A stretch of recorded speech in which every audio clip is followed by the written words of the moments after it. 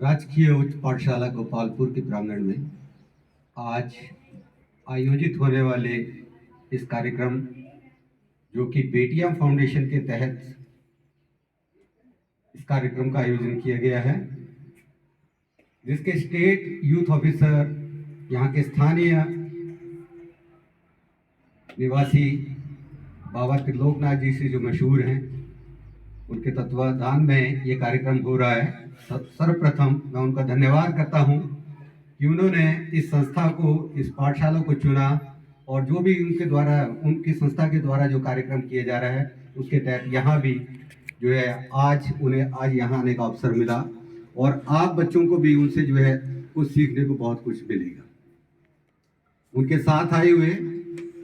यहीं के स्थानीय निवासी और कारोबारी भाई अनूप शर्मा जी, उनका भी यहाँ इस प्रांगण में स्वागत है। मंच पर विराजमान बेटियां फाउंडेशन के पालमपुर के प्रधान भाग्या ठाकुर जी, उनके साथ आए हुए एक और साथी किशोरी लाल जी, जो कि अखिल भारतीय उपभोक्ता से संबंधित हैं और लोगों को जागृत करते रहते हैं और इस बेटियां फाउंडेशन में भी उनका बहुत योगदान है। उनका भी इस संस्था में हार्दिक स्वागत है। साथ ही स्वागत है मेरे सभी अध्यापक साथियों का और आप बच्चों का भी, कि जो बिल्कुल शांति बनाए हुए इस कार्यक्रम में जो है सम्मिलित थे। जैसा कि आप लोगों ने सुना, और ऐसा नहीं है कि आप लोग जो है फेसबुक से वाकिफ नहीं है, ये सोशल मीडिया से वाकिफ है। 2 वर्ष पूर्व इस इलाके में बाबा जी कोरोना वॉरियर के नाम से बहुत मशहूर हुए, जिन्होंने हम लोग तो शायद कुछ नियम के बहाने से अपने आप को घरों तक सीमित रखते रहे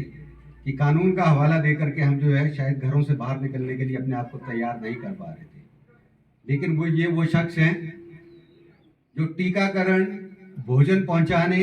या कोई भी मेडिकल सुविधा उपलब्ध कराने के लिए रोगी के या उसके परिवार के घर द्वार तक अपने आप को प्रस्तुत करते थे और अपने जीवन की परवाह भी नहीं करते थे। मैं भी इनसे उतना अधिक परिचित नहीं था। जब टीकाकरण की बात आई तो मुझे पता लगा गोपालपुर में जो है इनका बहुत बड़ा योगदान रहता है कि टीकाकरण कौन सी तारीख को होता है, कैसे होता है, और यहाँ तक कि डॉक्टर से समय नहीं मिल पा रहा था। और वो बीच में जो है मेरे परिवार में भी मेरी धर्मपत्नी को जब कोरोना हुआ तो कुछ नियम और दोबारा टेस्ट कराने के लिए मैंने फेसबुक से इनका नंबर निकाला और इनको फ़ोन किया और इन्होंने मुझे बिल्कुल सही गाइड किया कि बिना जान पहचान के होते हुए एक दूरभाष पर पूरी जानकारी इस प्रकार से दी जैसे कि कोई डॉक्टर दे रहा है, क्योंकि ये इनका जो है निस्वार्थ भाव से जो सेवा करने का भाव था और उस कार्य में इतने अधिक लीन हो गए थे कि उन्हें एक एक बारीकी जो डॉक्टरों के द्वारा हिदायतें दी जा रही थी वो लगभग ये भी वही दे रहे थे। इसी प्रकार से आप आए दिन देखते रहते हैं, जहाँ कहीं भी बेटियों की शादी की बात आती है, परिवारों को जहाँ कहीं भी, अभी पीछे जैसे ही मैं एक लेटेस्ट उदाहरण ये है कि एक अपंग व्यक्ति को इनके द्वारा जो है सब्जी के लिए ठेला लगाने के ठेला भी उपलब्ध करवाया गया और ये स्वयं अपने आप को एक फकीर का नाम देते हैं और कहते हैं कि मैं भीख मांग रहा हूँ। ये जो भी पैसा, ये जो भी चंदा लेते हैं उस चंदे का पूरा हिसाब उसी वक्त, और एकदम से रोक भी देते हैं कि बस हो गया पैसा, वापिस उससे ज़्यादा नहीं चाहिए। ये प्रतिदिन फेसबुक पर लाइव होते हैं और अपने आए दिन, जैसे हम लोग पूरे दिन भर के जो कार्य करते हैं, शाम को हमारे पास समय नहीं होता। मैं इस बात के लिए भी इनका कायल हूँ कि एक कर्मचारी होने के बावजूद इतनी बड़ी संस्था में इतने बड़े ओहदे पर और प्रतिदिन नया कोई ना कोई कार्य करते रहते हैं। कब ये दिल्ली पहुंच जाते हैं,